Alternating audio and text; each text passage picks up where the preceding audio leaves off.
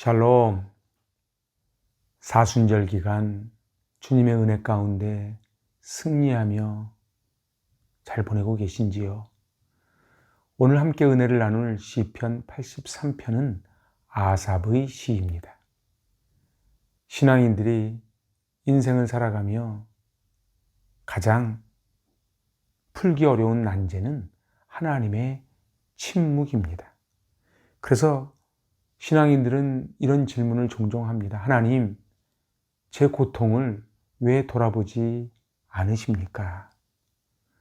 저의 다급한 문제를 해결하실 능력을 갖추고 계시면서도 왜 침묵하고 계십니까? 그의 날 하박국도 같은 고백을 합니다. 여호와여, 내가 부르짖어도 주께서 듣지 아니하시니 어느 때까지니까? 그렇지만 하나님은 가장 적당한 때에 우리에게 맞는 응답을 주십니다. 일본의 작가 엔도 슈샤쿠의 침묵이라는 작품을 보면은 저들이 성도들을 배교시키기 위해 이제 바닷가에 십자가를 박아놓고 거기에 매달지요. 물이 차올라옵니다. 너희가 배교를 하기만 하면은 풀어주겠노라고. 그 점점 차올라오는 그 죽음이 임박해오는 그 모습을 보며 그 뒤에서 그것을 지켜보던 화란의 신부가 하나님께 절규를 합니다. 하나님, 왜 침묵하십니까? 왜 보고만 계십니까? 그때 이 신부님의 마음속에 하나님의 잔잔한 음성이 들립니다. 나는 침묵하고 있는 것이 아니라 저들의 고통에 동참하고 있는 것이다. 그렇습니다. 나의 생각과 하나님의 생각이 다르기에, 나의 때와 하나님의 때가 다르기에 하나님은 침묵하시고 어느 때는 잠잠하신 것 같지만 하나님의 역사의 수레바퀴 속에 우리를 이끌어 가심을 믿기에 우리는 오늘 코로나의 엄중한 상황 속에서도 하나님을 신뢰하며 우리는 평안 가운데 거하는 것이지요. 오늘 시편 83편은 10개의 나라, 주변에 10개의 나라가 연합국으로 이스라엘을 공격해 올 때에 하나님께 부르짖는 기도, 비탄시, 탄원시입니다. 오늘 1절은 이렇게 부르짖습니다. 공동번역입니다. 하나님, 묵묵히 계시지 마십시오. 하나님, 침묵을 지키지 마십시오. 조용히 계시지 마십시오. 오 하나님, 삼중 반복법을 구사하여 하나님의 응답을 강력하게 요청을 합니다. 그 어떠한 설명도 없습니다. 그냥 하나님, 너무 급하면은 중간에 긴 말이 안 붙지요. 하나님, 왜 침묵하고 계십니까? 이 하나님의 소리를 3번 반복합니다. 2절 표준 세번역입니다. 주님의 원수들이 소리 높여 떠들고 주님을 미워하는 자들이 머리를 치켜들기 때문입니다. 원어에는 왜냐하면이 들어있습니다. 제가 왜 이렇게 하나님을 3번씩이나 애타게 침묵하고 계시냐고 기도하냐 하면은 원수들이 소리 높여 떠들고 미워하는 자들이 머리를 치켜들기 때문입니다. 한글 성경에는 번역되어 있지 않는 힘내, 보라라고 하는 단어가 나옵니다. 하나님 보십시오. 도대체 저들의 저 악한 행동을 보시지 않습니까? 그래서 하나님 원수들에 대해 왜 침묵하십니까? 그것이 3절에서 5절까지입니다. 그것이 세번역입니다. 당신 백성을 거슬러 음모를 꾸미고 당신 보호 아래 있는 자들을 거슬러 공모하며 같이 가서 그들의 나라를 쳐부수자 이스라엘은 그 이름마저 남기지 말라 합니다. 그들은 모두 한 속으로 공모하여 당신을 치려고 손을 잡았습니다. 이스라엘을 끊어버리고자 하는 저들의 공모는 결국은 여호와의 신앙을 근절시키는 데 있는 거예요. 그러니 적들은 이스라엘을 공격하지만 사실은 하나님을 공격하는 거예요. 원수들은 지금도 갖가지 방법을 동원해서 하나님이 세우신 교회와 가정을 무너뜨리려고 시도를 합니다. 그러니까 사람을 공격하는 것 같지만 사실은 저 사단의 목적은 사람이 아닌 뒤에 하나님을 대적하는 것이지요. 고린도후서 11장 3절 제가 공동번역으로 찾아봤습니다. 내가 염려하는 것은 마치 하와가 뱀의 간사한 꿰매에 넘어간 것처럼 여러분도 미혹되어 생각이 변해서 그리스도에 대한 충성과 순결을 저버리지는 않을까 하는 것입니다. 그렇습니다. 하와가 뱀의 간사한 꿰매에 넘어간 것처럼 사단이 우리를 미혹시키지요. 그래서 어떻게 해요? 그리스도께 대한 순결과 충성을 저버리게 만듭니다. 오늘 하나님에 대한 확고한 믿음과 진리가 뿌리 내릴 때에 사단의 음모와 관계를 극복하고 승리할 수 있습니다. 6절에서 8절에는 이 동맹을 맺은 주변에 10개 나라가 등장합니다.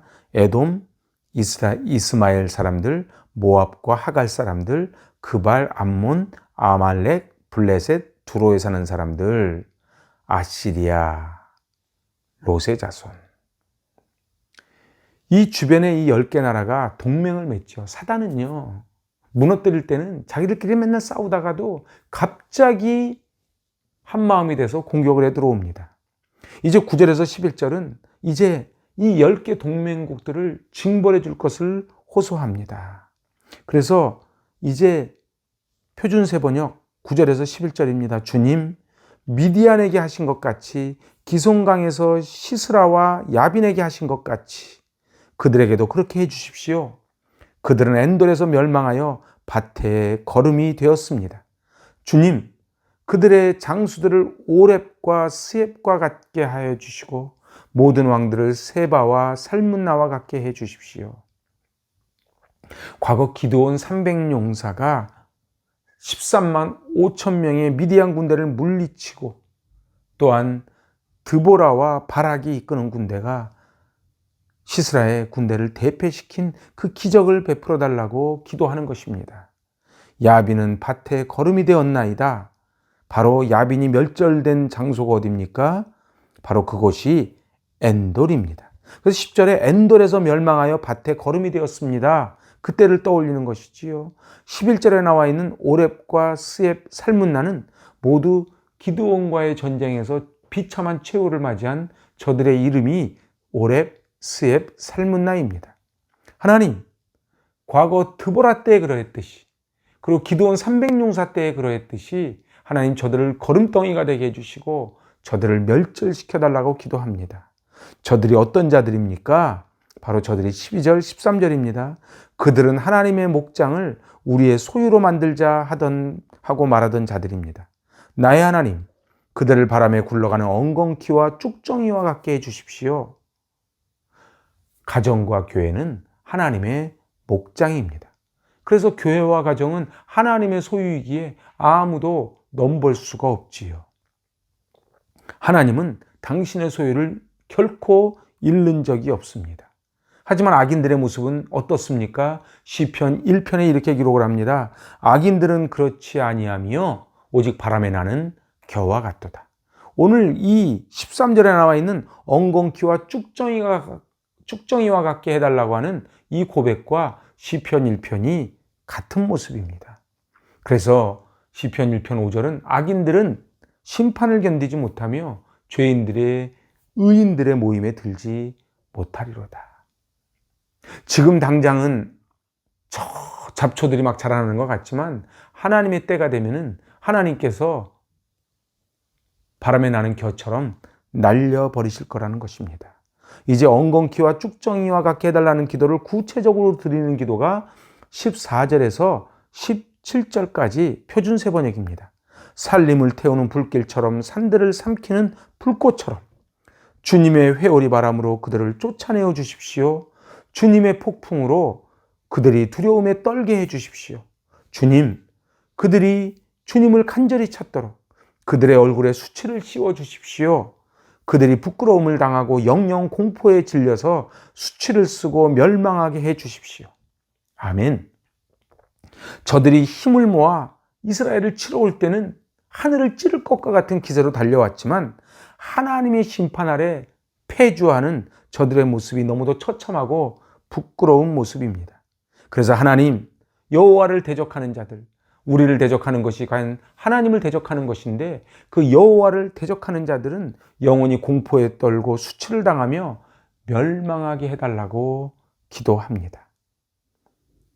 오늘 교만한 기세가 지금도 하늘을 찌를 것처럼 달려들지만은 하나님의 심판에 도망가는 저들의 모습을 우리는 기억을 해야만 합니다. 그래서 오늘 마지막 18절은 이렇게 기록을 합니다. 하나님의 이름은 주이시며 온 세상에서 주님만이 홀로 가장 높으신 분이심을 알게 해 주십시오. 오늘 시인은 본서의 마지막 부분에서 하나님께서 하나님의 백성 이스라엘을 보호하시고 원수들을 쫓아내시고 모든 이들이 하나님이 지존자이심을 우러러보게 해달라고 기도합니다. 전체 시편 150편 가운데 아삽의 시는 약 12편 들어있습니다. 그중에 오늘 시편 83편이 마지막 아삽의 시입니다. 오늘 시인은 하나님 앞에 간곡하게 절체절명의 위기 가운데 기도하는 비탄시입니다. 믿는 자라도 끊임없는 영적 치열한 전투를 벌이는 오늘날 성도들에게 하나님만 의지하면 하나님께서 책임지시고 승리케 해 주신다는 승전보를 가져다주는 그러한 놀라운 시입니다.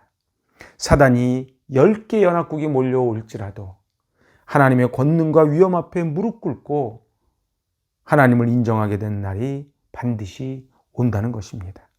또한 이 시를 통해 우리가 주목해 볼 것은 자기 개인이 이 어려움을 벗어나게 해달라고 기도한 것이 아니고 하나님이 하나님됨을 알게 해달라고, 하나님의 이름이 땅에 떨어지지 않게 해달라고 하나님께 영광을 돌린다는 것입니다. 우리의 기도 또한 이 시인처럼 하나님의 영광에 초점을 맞춰야 합니다. 영혼의 밤이 왔다고 깨달을 때에 기도와 함께 반드시 놓치지 말아야 되는 것이 말씀입니다. 하나님은 침묵하시는 것 같으나 하나님은 우리와 함께 고통을 겪으시며 바로 하나님의 백성들을 돌보시고 승리하게 해주신다는 것입니다. 성도들의 원수는 하나님의 원수입니다. 성도들이 대적하는 자는 바로 하나님을 대적하는 자입니다. 그리하여 성도들이 원수들에게 공격을 받으면 곧 하나님이 그들을 당신의 원수로 삼아 대적하여 주십니다.